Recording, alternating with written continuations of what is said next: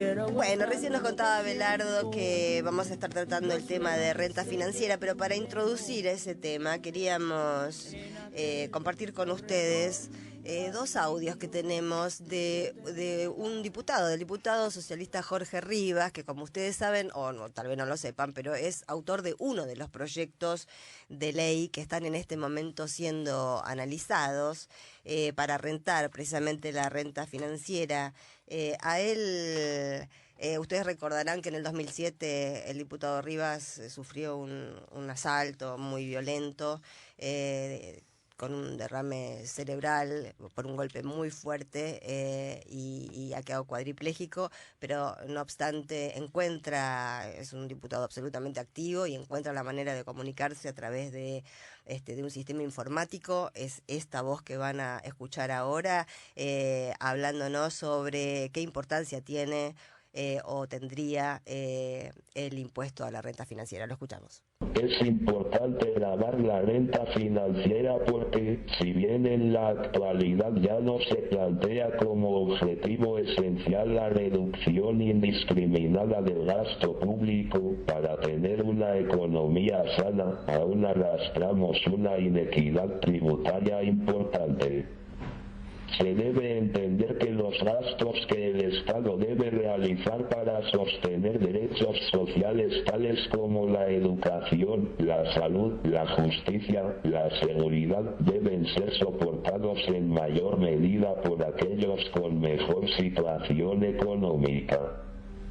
Y este impuesto es claramente progresivo, ya que recae sobre los que tienen mayor capacidad contributiva. No dudo de que es un paso en materia tributaria para empezar a diseñar una reforma estructural en nuestro regresivo sistema impositivo, con el objeto de hacerlo socialmente más justo. Bueno, ahí teníamos el primer audio hablando de la inequidad del sistema tributario y de ver cómo progresivamente se lo puede hacer más equitativo, precisamente. Lo primero interesante de este tema es que de algún modo ejemplifica cómo el oficialismo mantiene el centro de la escena a la hora de acercarse a los periodos electorales.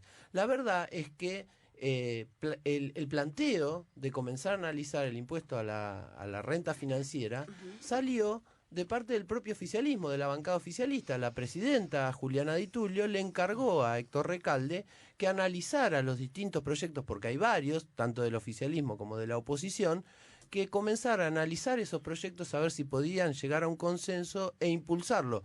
¿Y por qué digo que habla de la centralidad del oficialismo? Porque bastó que se anunciara esto para que otras fuerzas políticas empezaran a hablar sobre la cuestión. El masismo, hay un sector del macrismo también. Por supuesto que no haciendo eje en el impuesto a la renta financiera, sino utilizando esto como puntapié para hablar de ganancias, del impuesto a las ganancias, y efectivamente es interesante escuchar a un diputado oficialista como Rivas hablar de que todavía en nuestro país el sistema tributario no es lo suficientemente progresivo.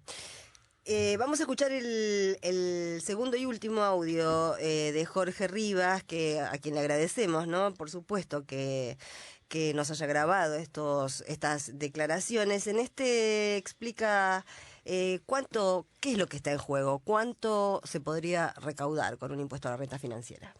No tengo la proyección de cuánto se piensa recaudar, pero hablamos de un número importante. Para dar una idea, en mi proyecto se estimaba una recaudación de 5% del Producto Bruto Interno. En cuanto al destino de lo que se recaude, deberíamos pensar en darle un fuerte contenido social que se emplee en esos fondos para achicar la brecha entre los que tienen más y los que tienen menos. Bueno, ahí lo teníamos, ¿no? Reforzando esto que comentábamos. Reforzando y achicando la brecha entre los que tienen más y los que tienen menos. Y sí, como vos decías, ¿no? Ahí a veces uno se pregunta, o nos preguntan en realidad, qué es lo que falta. Uy, faltan tantas cosas. Claro. Tantas cosas que todavía no se pudieron hacer, pero tampoco, digamos, todo es una cuestión siempre de correlación de fuerzas y también es siempre una cuestión de ver en qué momento se pueden tocar determinados intereses. Todos juntos no se puede. Repasemos un poquito de qué se está hablando cuando se habla de gravar renta financiera. Básicamente, para tratar de explicarlo en términos sencillos, porque tiene sus vericuetos, lo que existe en la actualidad es una exención. En realidad, lo que sucede es que la renta financiera está exenta de pagar tributos, de pagar impuestos. ¿Qué es la renta financiera? Bueno, lo producido por la compraventa de acciones o por la rentabilidad que esas acciones van dando con el paso del tiempo, o por ejemplo con los intereses de los plazos fijos. Hoy por hoy, así como el trabajo paga impuestos, ganancias, la renta financiera está exenta de pagar impuestos. Viene de larga data esto, no es algo de este gobierno ni mucho menos. Y claramente es inequitativo que un trabajador, después podremos discutir si el impuesto a las ganancias es alto o bajo, si la tabla que se aplica es la correcta o no, si pagar impuesto al trabajo es equitativo. Escuchamos a muchos opositores, a mí francamente eso me indigna como ciudadano. ¿Qué cosa? Decir que el impuesto a las ganancias es un impuesto regresivo y es un impuesto que atenta contra los trabajadores. La verdad es que cuando uno hace un comparativo en términos internacionales, en todos lados se llaman de distinta manera, claro, pero en todos lados se paga impuesto a las ganancias y realmente es uno de los gravámenes más distributivos que existen.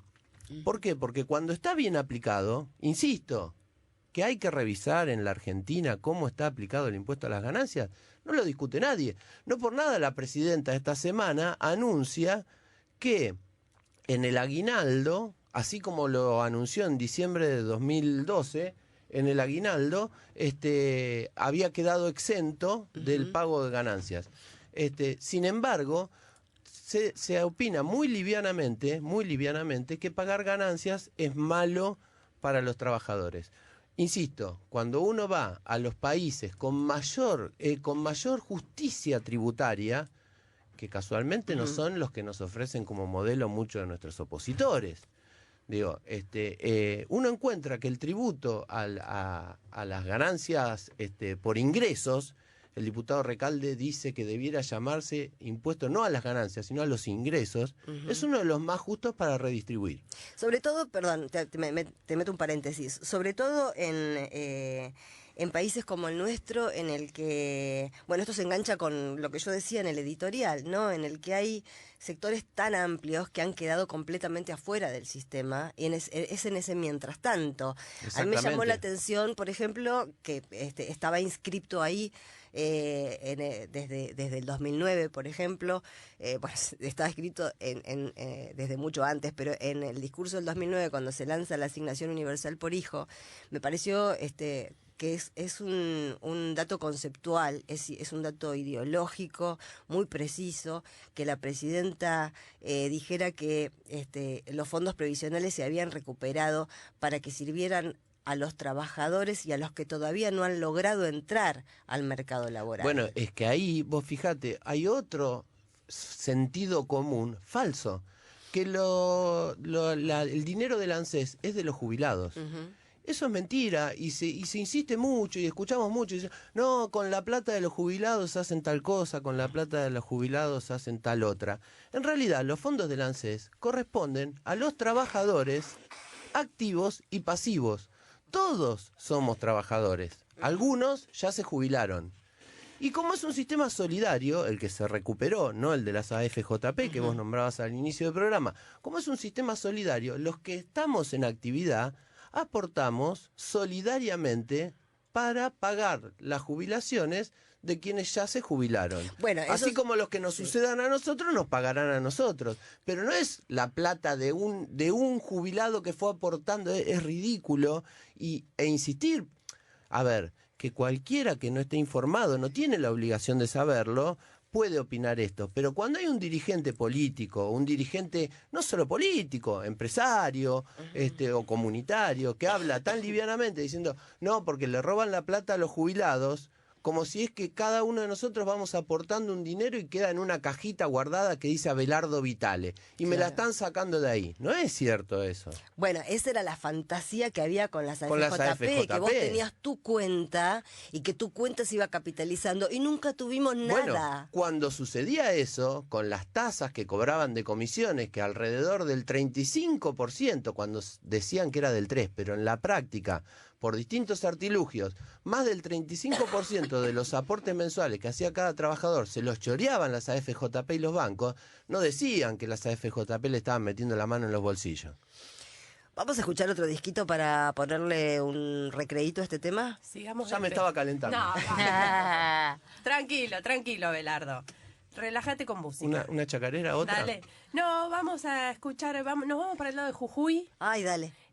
Pero modernito. A ver, ¿qué es eso? Mariana Baraj. Sí, bueno, claro. Qué lindo.